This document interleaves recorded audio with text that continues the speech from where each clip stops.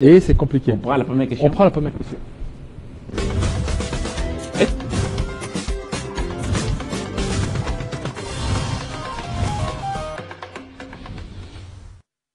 Nous pensons que cette session de mars doit focaliser son agenda sur 4 axes prioritaires. La première priorité doit concerner les questions sécuritaires qui doivent consister à recouvrer l'intégrité territoriale de notre pays qui est mise à mal par les forces du M23 soutenues par le Rwanda. Le gouvernement ensemble, le Parlement ensemble avec le gouvernement doivent prendre des mesures idoines pour y parvenir en travaillant de manière conjointe. Et deuxièmement, je pense que les lois sur le vouloir vivre collectif, c'est-à-dire sur la cohésion nationale et l'unité nationale, doivent être priorisées pour permettre d'éviter tout ce que l'on entend ça et là, qui consiste en certaines dérives liées au délit de faciès ou liées aux questions tribales, ethniques, régionales.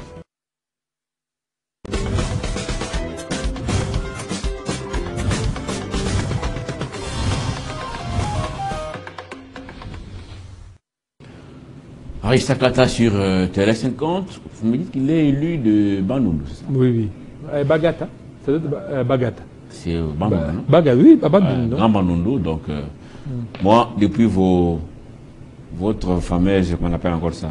Décentralisation. Votre fameux découpage là, ça me complique beaucoup de choses, tout ça. Oui, effectivement. Ça n'a rien, le Mami, ça n'a rien apporté. Absolument rien du tout. À part quelques conflits alimentés, ça et là, pas de politiciens.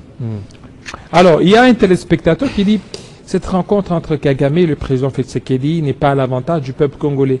Le président du Qatar ou l'émir du Qatar sécurise ses intérêts avec le Rwanda et non avec la RDC. » Ça c'est monsieur Damien Baka. Oui, on l'a toujours dit, on continue beaucoup plus à le dire, c'est une guerre économique. Le Qatar a vu qu'il va perdre. Crispin, vous savez, ces sanctions ici européennes ont touché 30% du budget du Rwanda. 30%.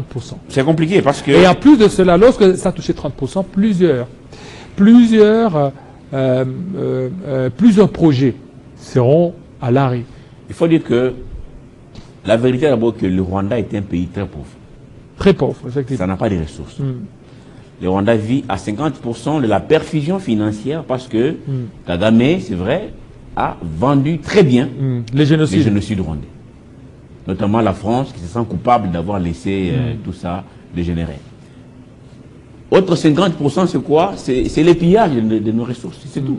Qu'on vend partout, même les Qatar là-bas vendent, et aussi là-bas avec l'usine là des raffineries de l'or et tout. Mais s'il faut couper aujourd'hui, on dit on met fin au pillage, les combats d'ailleurs de Tshisekedi, c'est ça, mettre fin au pillage, et de l'autre il y a des sanctions. Mais c'est la mort, mon frère. C'est la mort. J'ai suivi le Wazalendo, je ne sais pas si c'est vrai, dans le Kivu, qui semble avoir, dans le sud Kivu, avoir les vents en poupe avec certains militaires parfois qui ne reçoivent plus ce qu'ils recevaient à l'époque. Je parle des Rwandais parce que ce sont ceux qui sont là-bas. Tout ça à cause de ces sanctions ici. L'argent n'est pas Rwanda, l'argent c'est dans des comptes à l'étranger, il faut approvisionner tout ça. Bon, lorsqu'il y a sanctions, on coupe tout. C'est très compliqué pour les Rwandais en ce moment. Mais au-delà de ça, nous devons, nous Congolais, continuer à nous organiser. Ce qui s'est passé même en 2012-2013, ça doit nous enseigner. Vous savez. On était en accord, on était dans des négociations, et sur le terrain, l'armée s'organisait. Et l'armée a mis en déroute ces terroristes, et on a récupéré nos territoires. Et en plus, là, Crispin, il ne faut pas qu'on puisse se fier. Vous savez, combien de fois ils se sont rencontrés, Kagame et le président Tshisekedi? Ils se sont rencontrés. À Luanda notamment. À Luanda. Plusieurs fois. Plusieurs fois. Là, ils étaient encore à Bunagana. Effectivement. Et quand ils se sont rencontrés, c'est presque le même communiqué. Sans lendemain. Non. Qu'est-ce qui a changé? Sans lendemain en tout cas. C'est-à-dire qu'ils se rencontrent aujourd'hui, demain, parce que les autres vont se dire, bon, de toutes les façons, pour montrer qu'on n'est pas avec le Rwanda, nous allons continuer et puis on va dire que ça ne nous concerne pas. Ça ne nous concerne pas. D'où les mieux à faire, c'est d'activer la dynamique interne. La dynamique interne. Ceux-là qui se sentent aussi concernés par rapport à cette situation. C'est bien. La politique du président, c'est voir Kagame, et puis ils se sont vus. Est-ce que quand ils se sont vus, il y a eu les retraits? Non. Non. Quand ils se sont vus, les retraits n'avaient pas été évoqués. Voilà. Donc, appelons tout le monde en interne. Oui. Quelqu'un m'a dit, Crispin, souvent tu évoques Sun City, mais là, on avait, je sais pas, qu'il y avait beaucoup d'infiltrés des étrangers. Ça, c'est vrai, Sun City, il y avait beaucoup d'étrangers là-bas. Les Congolais étaient nombreux là-bas. Sun City. Mais là, si nous parlons entre nous, Congolais, un dialogue où il n'y a pas les autres là infiltrés, entre nous, Congolais là-bas, ça peut amener une solution. Ça peut amener. Vous savez, dans ce pays, on a essayé avec des médiateurs, Massiré. Il y a même leurs agendas cachés. Hein. Mais là, le tout dernier, avec Edem Kodjo, il a commencé, mais à un certain temps, il a été désavoué. Jusqu'à ce qu'on est allé au niveau de la dynamique interne avec la Cinco.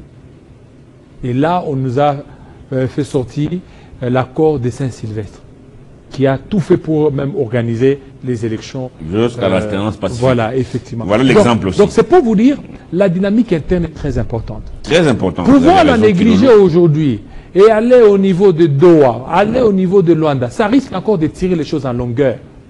Il y a des gens qui meurent. Chaque jour, nous recevons certainement des alertes. Nous recevons des alertes. Qu'est-ce que l'on doit faire pendant ce temps?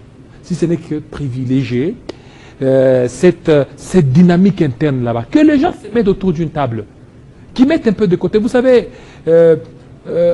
on voit dans Fayoulou un monsieur très, très radical, mais ces derniers temps, il devient beaucoup plus conciliant. Il y a une question à vous. On a vu Kabound lui-même, il dit que si c'était moi, j'appellerais Nanga. Et pourquoi pas?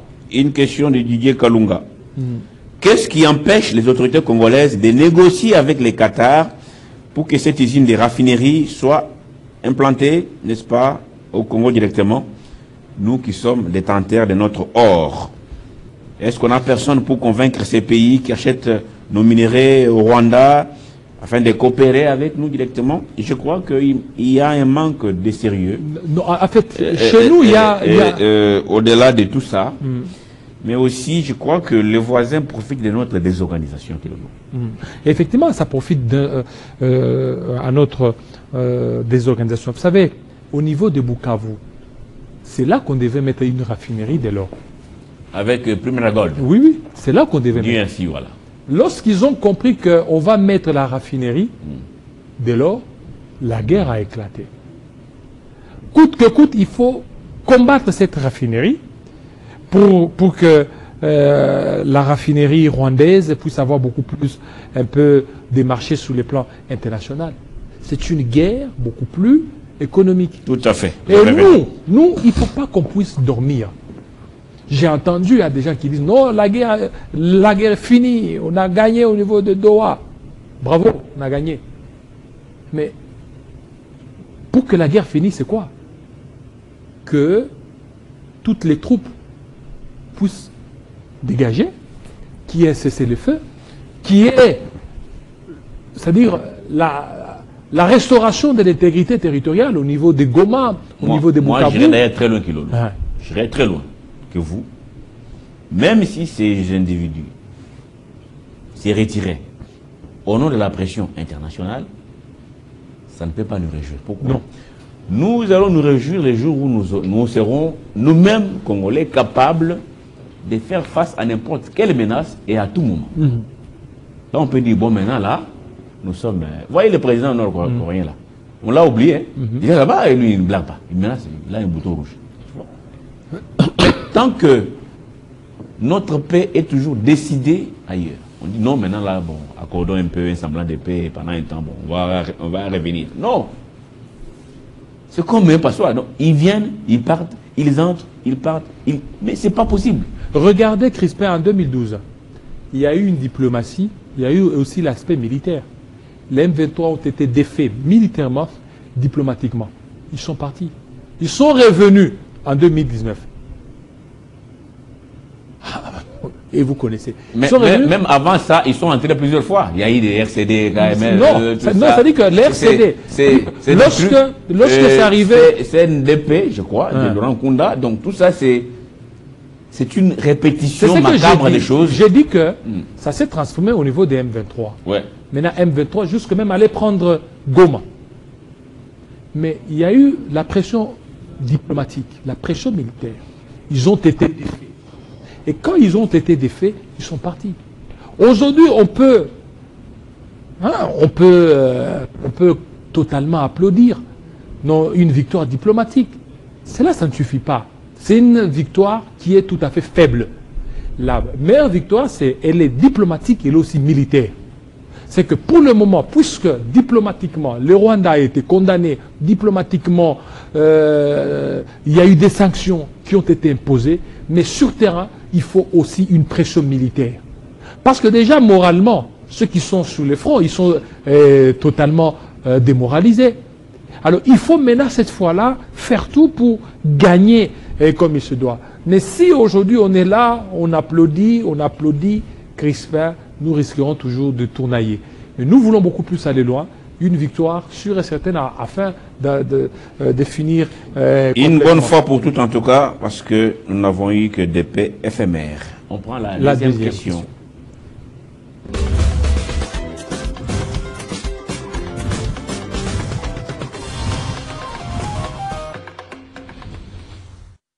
C'est dans ce cadre que personnellement, j'ai eu à déposer une proposition de loi contre la xénophobie depuis 2020. La législature passée, ça n'a pas été présenté. Nous comptons au regard de l'évolution des événements que cette proposition puisse désormais passer en plénière. Et je sollicite donc le soutien de tous mes collègues députés sur cette question.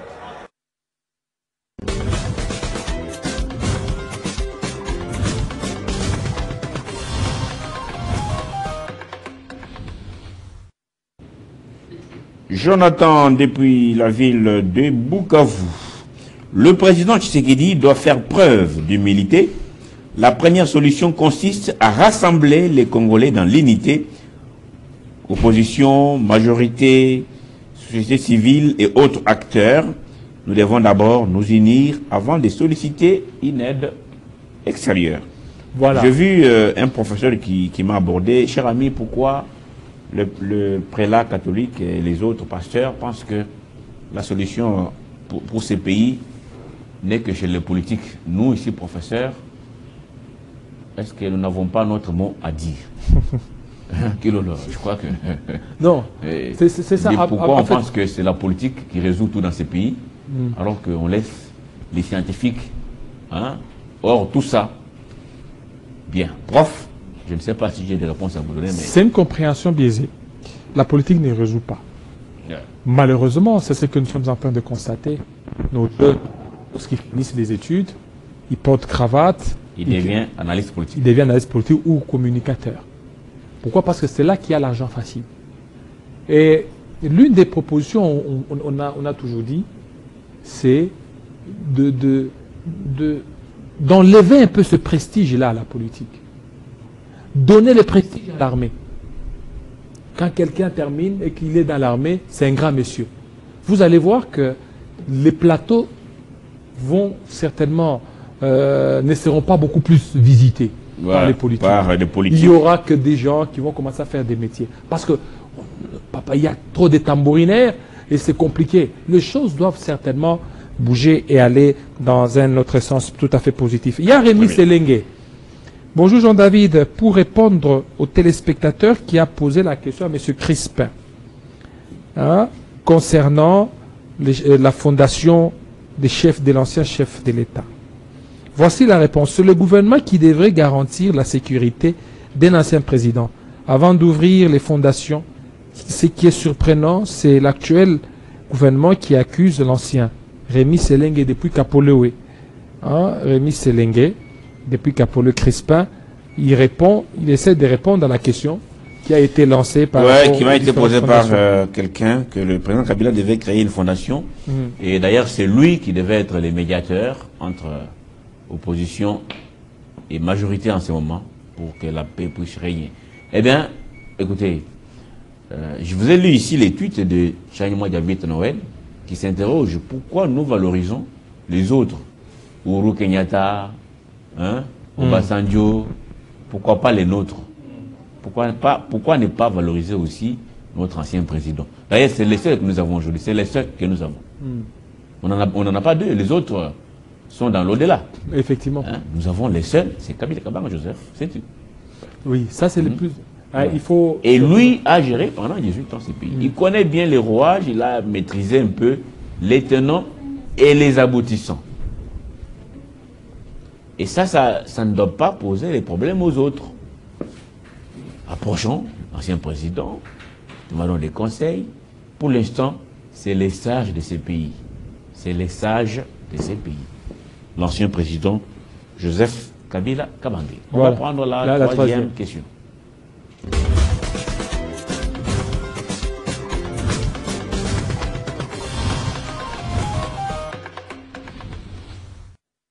En ce qui concerne le troisième point, c'est le contrôle parlementaire. Nous devons accentuer le contrôle parlementaire pour faire en sorte qu'aucun franc ne puisse être utilisé de manière désordonnée, pour que tout l'argent rentre dans la caisse de l'État pour servir à nos unités, à nos forces de FARDC vaillantes, ainsi qu'à tous les autres combattants qui les y aident sur terrain.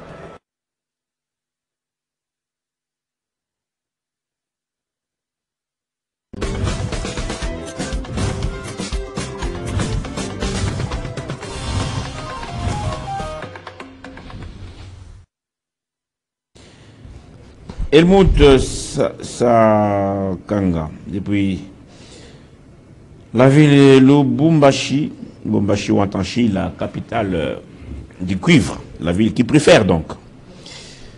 Bonjour Papa Crispin, merci beaucoup. Pourquoi j'ai l'impression que le communiqué de Doha ne dit pas grand-chose? Oui, vous avez raison, ne dit pas grand-chose.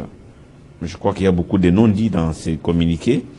Déjà que cette rencontre était cachée, a été organisée de manière très très discrète.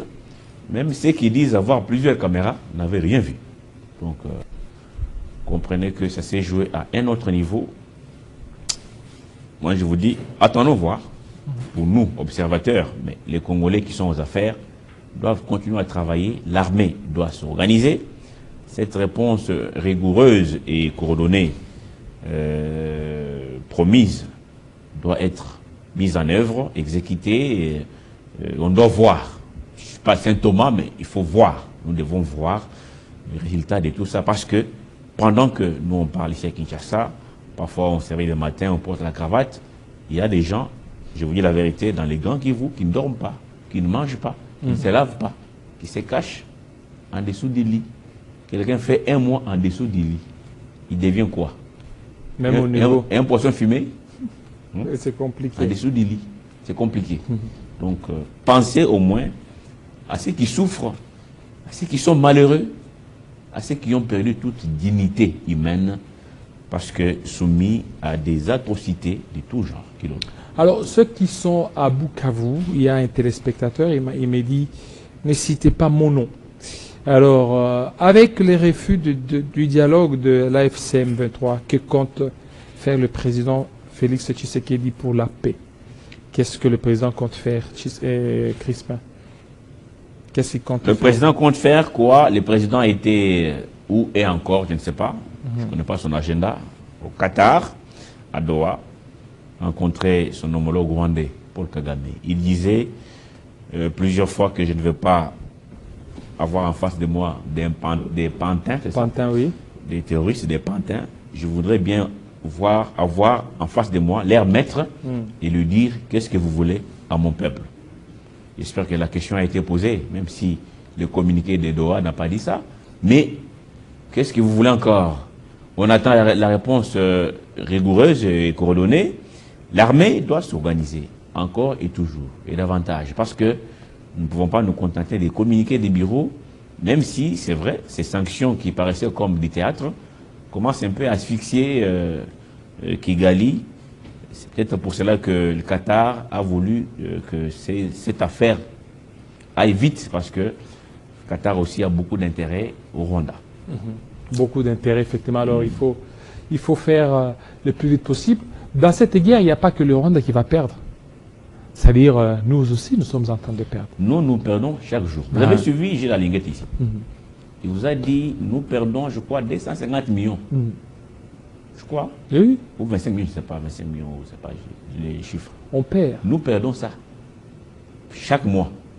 Et puis, depuis regardez, que on ces a deux plus... provinces, ces deux villes ont été prises par ces terroristes. Nous perdons ça. Gilles Alinguet, qui est ici chef de quoi? Chef de l'IGF. Voilà. Donc nous perdons beaucoup. Aujourd'hui, on veut cotiser pour l'armée. J'ai vu les églises, telle église 6 000.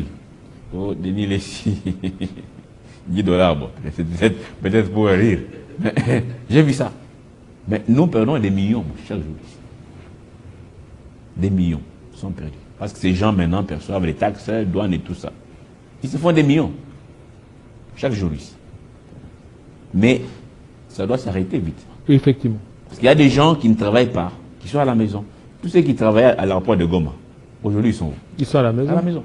Et même les banques. Ce sont des pères de famille. Les banques sont fermées. Les ONG et sont fermées. Les hôtels n'ont plus de clients. Le gouvernement a dit, pour ouvrir les banques, il faut d'abord qu'il y ait l'intégrité territoriale. C'est que pour le moment, ceux qui travaillent dans des banques, c'est difficile qu'ils s'en sortent. C'est compliqué. J'ai eu un travailleur... Ils sont en train aussi de renforcer un peu, hein, des pressions économiques. Un des travailleurs du plus grand hôtel de Goma, lequel? Je ne vais pas citer le nom, qui dit que son patron perd chaque mois 200 000 $. Depuis qu'il n'y a plus de clients à Goma. 200 000 chaque mois qu'on perd. C'est beaucoup d'argent. Donc les Congolais ont beaucoup perdu. Beaucoup. Pas que le Rwanda. Les Congolais ont perdu plus que le Rwanda. Oui. En ce moment ici. C'est ça. Alors. Et associé à cela, les vies humaines fauchées. Combien de gens sont morts? Combien de gens? Tout ça parce qu'on a manqué l'anticipation. Voilà. On aurait dû anticiper pour ne pas revivre de tels phénomènes. Et là, ça fait énormément mal. Au lieu d'organiser les Jeux de la francophonie, on aurait dit déjà aller en guerre à l'époque. Depuis longtemps. Avec tout l'argent qu'on a bousillé dans ces histoires. D'ailleurs, même les prestataires, il y en a qui n'ont pas encore été payés jusqu'à aujourd'hui. Et toutes les infrastructures là, des Jeux de la francophonie sont vétustes maintenant. Vétustes, sont abîmées. Il n'y a pas d'entretien. Et c'est compliqué. Il n'y a pas d'entretien. On ne sait pas pourquoi. Qui doit gérer ça? Est-ce que c'est le ministre... C'est qui aujourd'hui? Boudimbo. Didier Boudimbo. Monsieur Didier Boudimbo, est-ce que vous pouvez envoyer vos services faire la ronde de ce qu'on nous a laissé par la francophonie ici? C'est dans quel état? Prenez juste un torchon, balayez là-bas. Ayez l'amour du pays, monsieur le ministre. C'est très important. Alors, il est 10h à Kinshasa, 11h à Bunagana. Bunagana, là, on n'a aucune nouvelle de ceux qui sont à Bunagana depuis que Goma a été prise. J'espère qu'ils vont bien. Peut-être. Nathan, rebonjour. Rebonjour Crispin, rebonjour. Mesdames et messieurs, c'est l'heure de vous informer une fois de plus sur Télé 50 et c'est tout de suite.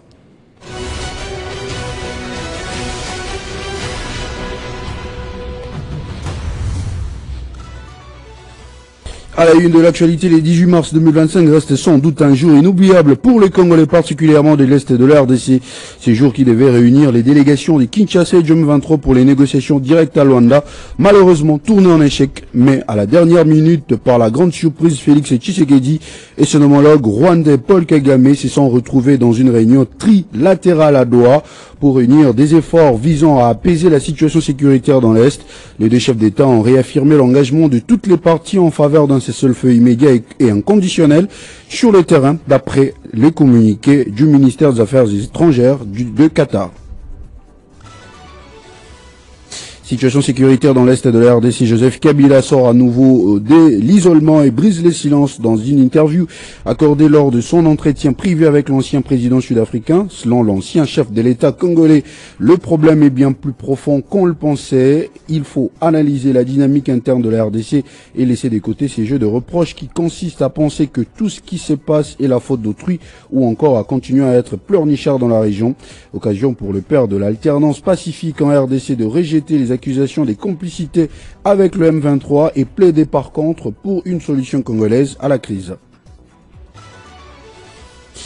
Et puis plus de 100 000 personnes ont traversé les territoires de Lubuntu au Maniema depuis les territoires de Walikale au Nord Kivu jusqu'au 14 mars dernier, a affirmé l'ONU hier mardi 18 mars. Ces personnes déplacées s'ajoutent aux 8 000 personnes déjà arrivées à Lubuntu depuis les débuts du mois de janvier. Et puis en dehors de nos frontières, la conversation téléphonique entre Vladimir Poutine et Donald Trump, qui portait notamment sur un projet de trêve dans la guerre en Ukraine, s'est tenue hier mardi 18 mars. À son issue, le Kremlin a indiqué avoir accepté de cesser les frappes sur les infrastructures énergétiques en Ukraine pour 30 jours. La Russie a informé les États-Unis de ses conditions pour une trêve, parmi lesquelles l'arrêt de l'aide occidentale à Kiev. Merci à tous de votre attention soutenue. Tous ces titres et bien d'autres vous seront développés dans la grande édition des 13h avec Bédine Kenge. Entre-temps, 50 bonjours se poursuit avec Crispin Chibinkoufwa et Jean-David Kilolo.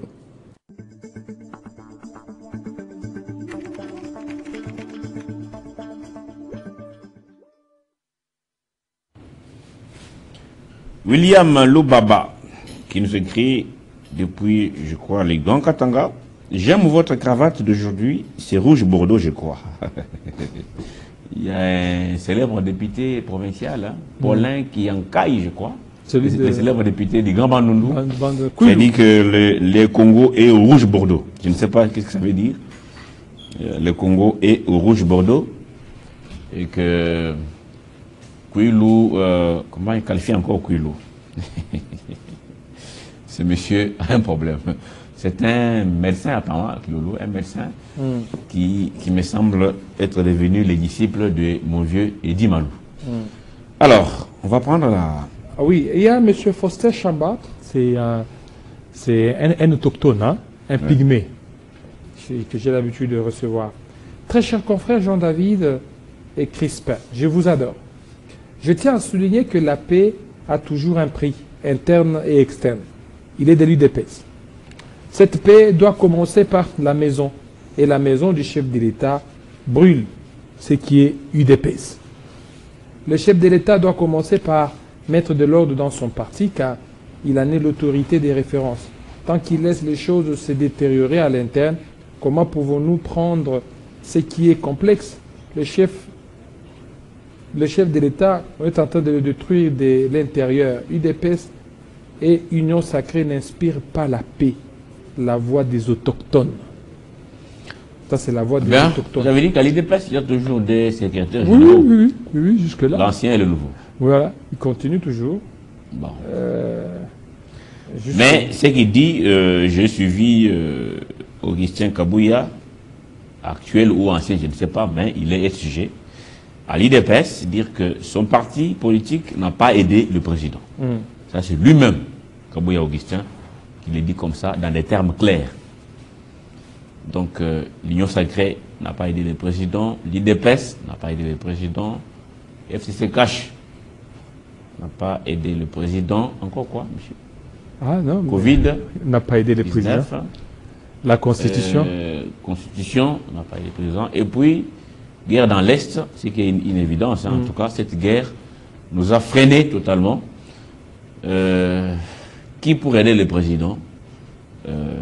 Je n'ai pas de réponse, en tout cas moi. Je n'en ai pas. Vous savez, l'ancien président qui a pris parole hier disait en son temps qu'il avait regardé autour de lui, à gauche, à droite, n'est-ce pas?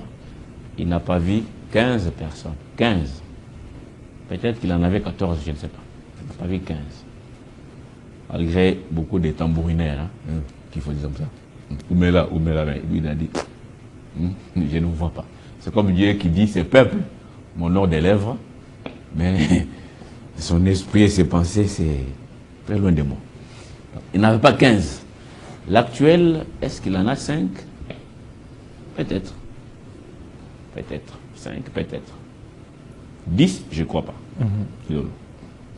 Alors, c'est ça. Donc, avant que les autres ne vous aident, faites tout pour apporter un plus. On dit aide-toi les siens, etc. C'est ça.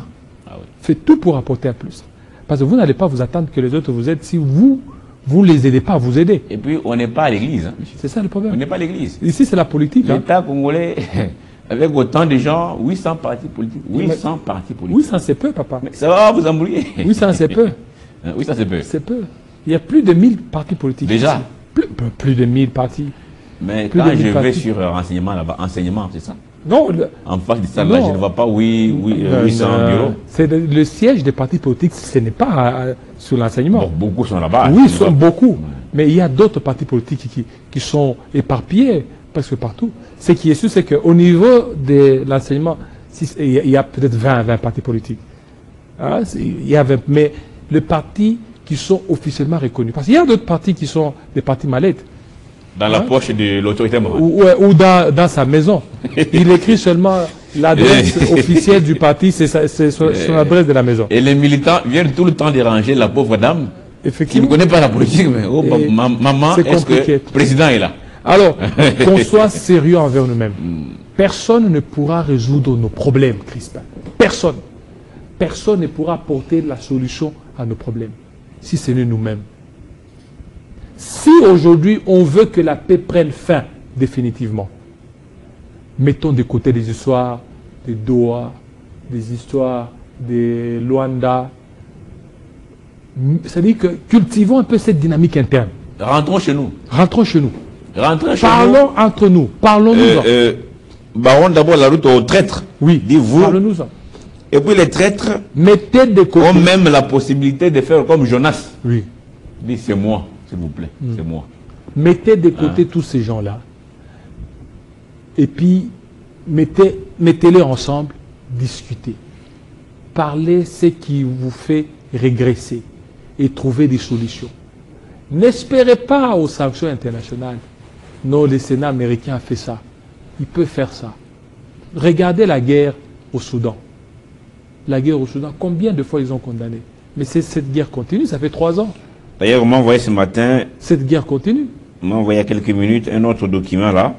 Du Sénat. Nous allons les checker à la rédaction. Vous avez aussi reçu ça? Oui, j'ai reçu ça, les documents du qui Sénat. exige un retrait immédiat. Bon, ça, je vous dis que même les Saints-Pères, avant son hospitalisation, Kilolo, a dit retrait immédiat. Oui. Saint-Père, retrait immédiat. Ces gens que vous appelez rebelles ou terroristes, ou opposition armée, comme dites ce que vous voulez, n'écoutent personne. N'écoutent personne. Alors, bonjour Jean-David, ça c'est M. Gloire Katamba Yaouya. Voilà. Alors, il nous écrit de Kinshasa. Bonjour Jean-David et mon grand Crispin. Je suis désolé avec les démarches des cotisations des églises pour aider les FARDC. Combien de travailleurs sont à l'église et avec combien comme salaire ils doivent arrêter avec toutes ces aventures? Ils veulent nous dire que l'argent est dans les églises. Je demande aux pasteurs d'être sérieux pour accepter les conséquences de demain. Les gens souffrent, vous amenez la dîme, vous prenez pour aider la République. Voilà. Et Nicolas Kayembe. Bonjour Jean-David. Le sénateur à vie est un homme politique plein d'expérience, et si souvent un légal et institution, je ne sais pas si un légal et institutionnel lui est offert, j'aimerais bien que le sénateur Jikaka apporte son expertise au Sénat, qui est la Chambre des sages. Voilà, bon, je n'ai pas bien compris la suite. Merci beaucoup. Il y a aussi Sani Eli qui dit bonjour les deux complices des Télé 50, Crispin et David. Rencontre en catimini, ça cache quoi? Je demande au patron de Télé 50, donc GMK, de diffuser en intégralité l'interview de Joseph Kabila, qui a déclaré que s'il était complice de Nanga, la situation ne devrait pas être comme ça. Voilà. Il faut diffuser l'intégralité de cette interview sur Télé 50. Bon, on va soumettre la question au patron de Télé 50. Et s'il donne son approbation, eh bien, monsieur, vous aurez l'intégralité de l'interview, mais c'est en anglais. À l'école. J'ai mis même intelligence artificielle. Oui, là, ça traduit parfois avec beaucoup d'erreurs. Donc, non, en fait, ça traduit l'idée. L'idée, mais ça risque de vous induire en erreur. C'est comme Google Maps. Hein. Un jour, quelqu'un s'est retrouvé dans un champ avec de bêta gauche. Non, là, c'est autre chose. Mais avec ce que j'ai mis. Il s'est retrouvé dans un champ devant la case des gardiens du champ. Toujours avec prenez la gauche, prenez la droite. Donc tout ça, ça demande un peu de l'intelligence. Non, mais ce que j'ai mis là, ça va dans ce sens-là. Ça n'a pas vraiment dénaturé le message. Merci beaucoup, président honoraire. On prend l'avant-dernière question. D'accord.